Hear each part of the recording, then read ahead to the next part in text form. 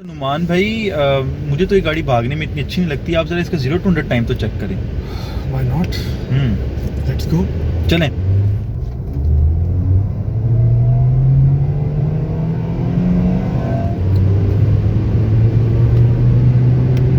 A few moments later.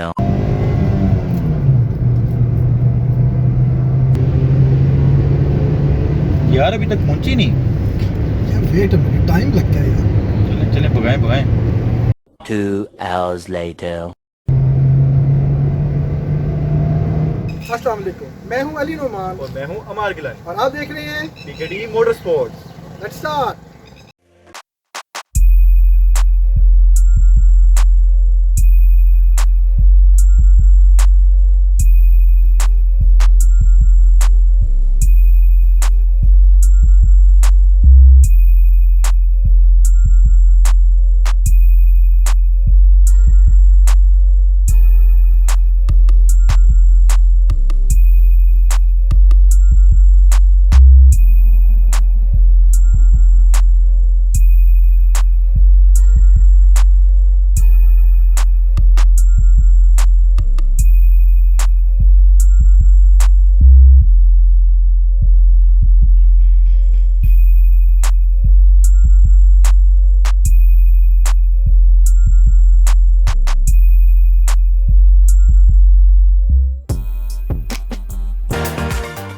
Toyota ने 11th generation Corolla 2014 में पाकिस्तान में लॉन्च की थी और इसका जो फेस लिफ्ट था वो 2017 में दिया गया था। टोयोटा के इस करोला के अंदर काफ़ी ज़्यादा वेरिएंट्स आते हैं, जिसमें लोएस्ट वेरिएंट एक्सएलआई, फिर जीएलआई, फिर आल्टिस 1.6 और आल्टिस 1.8 है। आज हम सबसे लोएस्ट वेरिएंट एक्सएलआई का रिव्यू करने जा रहे हैं और आपको ये गाड़ी नहीं लेनी चाहिए। जी हाँ, आपने बिल्कुल दुरुस्त सुना। और इस वीडियो के अंदर मैं आपको बताऊंगा कि ये गाड़ी क्यों यूज़ मार्केट में आपको नहीं प्रेफर करनी चाहिए और इसकी जगह दूसरी ऑप्शंस देखनी चाहिए। टोयोटा ने अभी रिसेंटली ही अपने एक्सएलआई और जीएलआई वेरिएंट को किल कर दिया है और उसकी जगह टोयोटा यारिस इंट्रोड्यूस कराई है, जो कि होंडा सिटी की कंपेटिटर है। मैंने उस गाड़ी पे पहले 3 से 4 वीडियोस बना दी हैं, काइंडली आप वो वीडियोस भी देख लें। इस वीडियो के अंदर हम टोयोटा करोला एक्सएलआई के देखेंगे कि क्या फ़ीचर्स प्रोवाइड करती है, या देखेंगे कि क्या फ़ीचर्स नहीं प्रोवाइड करती। उसके बाद हम गाड़ी का कंफर्ट और यूटिलिटी एज सच नहीं देखेंगे, क्योंकि मैंने पहले टोयोटा करोला आल्टिस ग्रैंडे की वीडियो बना दी है जिसके अंदर ये डिटेल्ड डिस्कशन हो गया है। दोनों गाड़ियाँ सेम हैं, तो आप काइंडली वो वीडियो भी देख लें। देन हम इस गाड़ी को रोड पर लेके जाएंगे, इसकी टेस्ट ड्राइव करेंगे, जिसमें हम इसकी परफॉर्मेंस, इकॉनमी, हैंडलिंग, ये चीज़ें देख लेंगे। उसके बाद फिर हम गाड़ी की मेंटेनेंस, रिलायबिलिटी देखेंगे, एंड पे हम गाड़ी की वैल्यू देखेंगे और वीडियो कंक्लूड कर देंगे।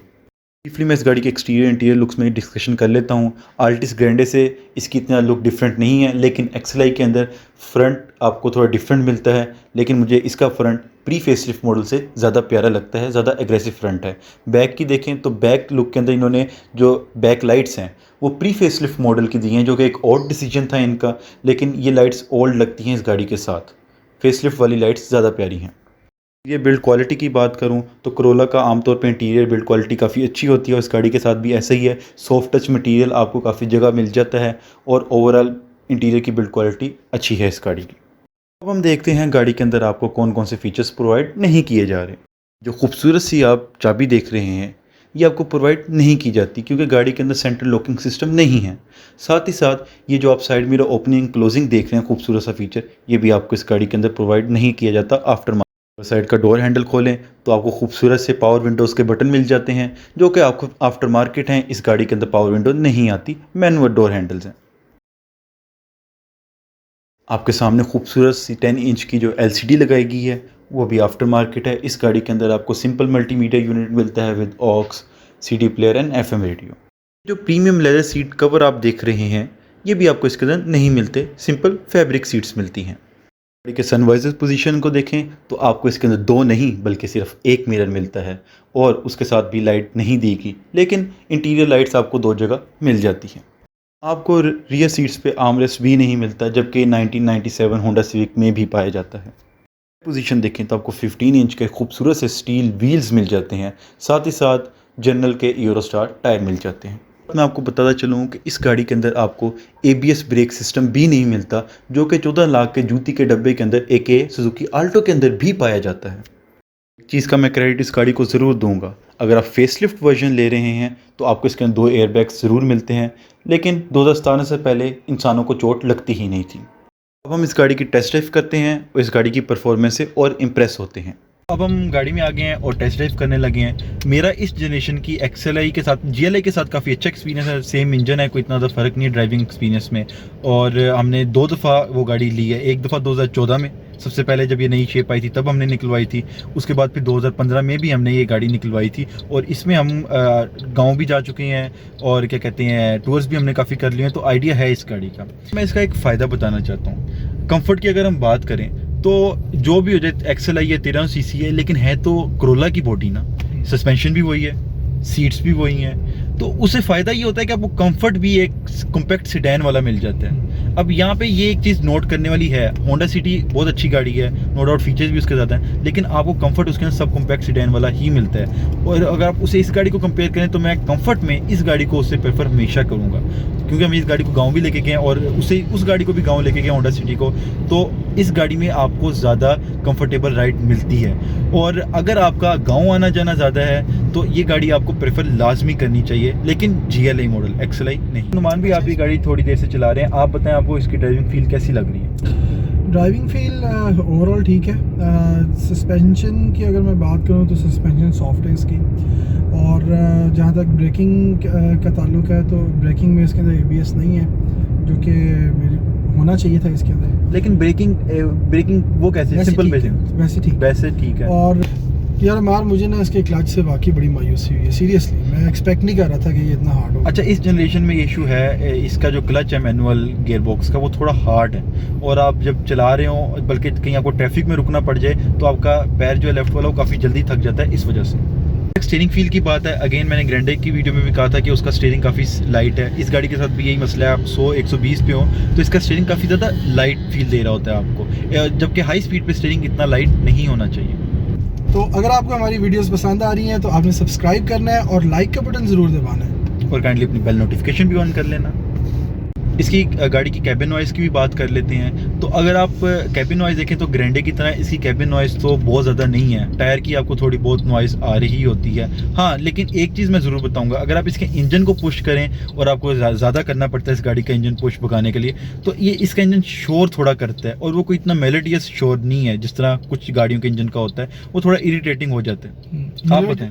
Melodious means zoom like this, और अगर नॉन मेलोडियस हो वो कैसा होगा? मान भी अब इसकी परफॉर्मेंस की बात करते हैं, तो आप इस गाड़ी को भगा के भी आपने देखा है, आपको पता है इसका परफॉर्मेंस कैसी लगी है? यार इसमें 0 to 100 अभी इसका देखा है, टेस्ट रन किया है, तो टाइम लिया है इसने काफ़ी। तो मेरे ख्याल में परफॉर्मेंस वाइज जो एक्सपेक्टेशन थी वो मुझे इससे पूरी होती नजर नहीं आई। हमने इससे पहले सुजुकी कल्टस को टेस्ट किया और उसका भी 0 to 100 टाइम देखा, और वो गाड़ी इससे ज़्यादा जल्दी 0 to 100 में जाती है। तो वैसे तो आप अब ये आर्ग्यू कर सकते हैं यहाँ पे कि यार ये एक फैमिली सेडान और फैमिली सेडान भगाने के लिए नहीं होती, लेकिन अगर आप इस गाड़ी में कभी 5 बंदे बिठाएं, लगेज भी आपका हो और आप इसके अंदर हिली एरियाज़ में जा रहे हो, तो आपको ये चीज़ डेफिनेटली इस गाड़ी के अंदर फील होती है जब आपको इस गाड़ी को डाउन गियर में लेकर जाके तो पुश करना पड़ता है। लेकिन हमारा जो कल्टस है उसका जो वेट है वो 750 kg है अप्रॉक्सीमेटली, वो लाइट है, ये बात इस वजह से उसकी परफॉर्मेंस अच्छी है। Exactly. ये हैवी कार है, इस गाड़ी का जो वेट है वो 1272 kg है, विच इज़ क्वाइट हैवी। देखिए, इकोनॉमी की बात करें तो मैं पर्सनली जो XLI GLI चलाने का मेरा एक्सपीरियंस है वो तो इकोनॉमी के बारे में इतना अच्छा नहीं है इस गाड़ी के, लेकिन मैं अपने पर्सनल एक्सपीरियंस पे नहीं जाऊंगा।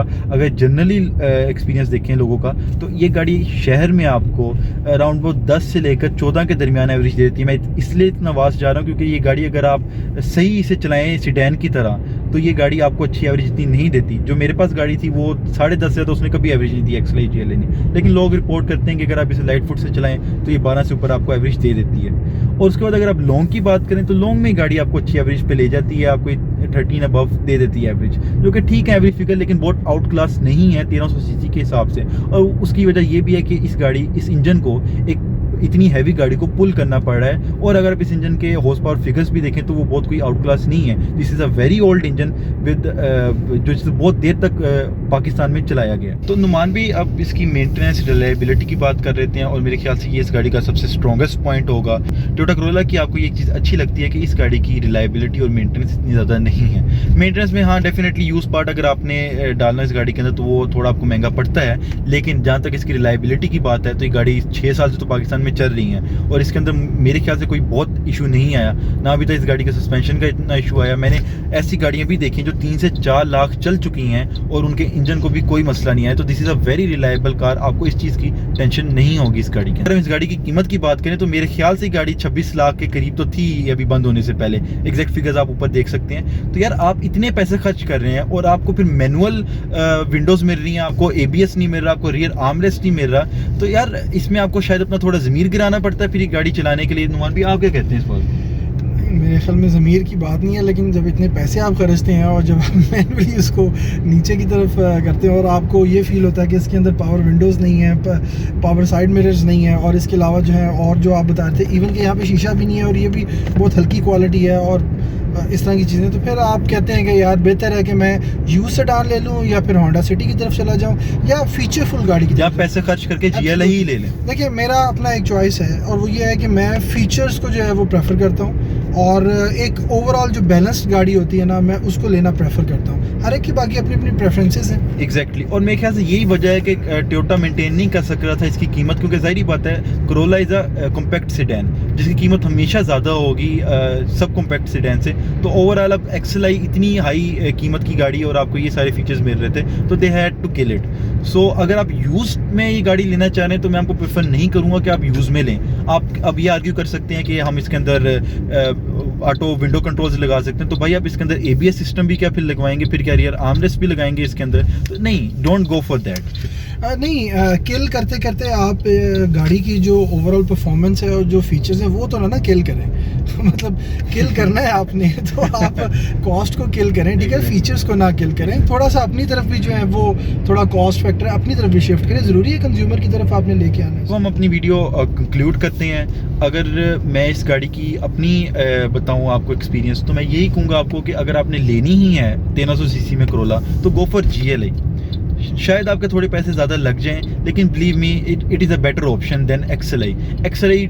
टैक्सीज़ के लिए तो इस्तेमाल हो सकती है, रेंट सर्विसेज के लिए, लेकिन फैमिली के लिए मैं कभी प्रेफर नहीं करूँगा। नुमान भी आप बताएं। एग्जैक्टली मैं भी ये कहता हूँ, मैंने आपको अपना ओपिनियन पहले भी बता दिया कि एक ओवरऑल बैलेंस्ड कार जो है मैं उसको प्रेफर करता हूँ जिसके अंदर आपको पावर भी मिल जाए, फीचर्स भी मिल जाए, शेप भी मिल जाए और एक ओवरऑल उसकी जो लुक है वो आपको अच्छी मिल जाए। तो आपके पास ऑप्शंस हैं इस प्राइस रेंज के अंदर, तो उसकी तरफ जाना चाहिए। इस गाड़ी के हवाले से ये है कि इसमें फीचर्स मिस हैं और जो थोड़ा सा इसकी इंजन की पावर है उसका भी प्रॉब्लम है, ABS इसके अंदर नहीं है। सो ओवरऑल मैं इसको पर्सनली ख़रीदना पसंद नहीं करूँगा। तो ये था हमारा आज का टोयोटा करोला XLI का रिव्यू। जैसा कि आपने वीडियो में देख लिया, हम तो इस गाड़ी को प्रेफर नहीं करते। अगर आपने करोला लेनी ही है तो गो फॉर GLI वेरिएंट। इसके अलावा उम्मीद है आपको आज की वीडियो पसंद आई होगी। इसी तरह ही हम और गाड़ियों के रिव्यूज़ भी लाते रहेंगे। Stay tuned for that. तब तक के लिए मैं हूँ आपका होस्ट अमार गिलानी। आप देख रहे हैं PKD मोटरस्पोर्ट्स। खुदा हाफिज़।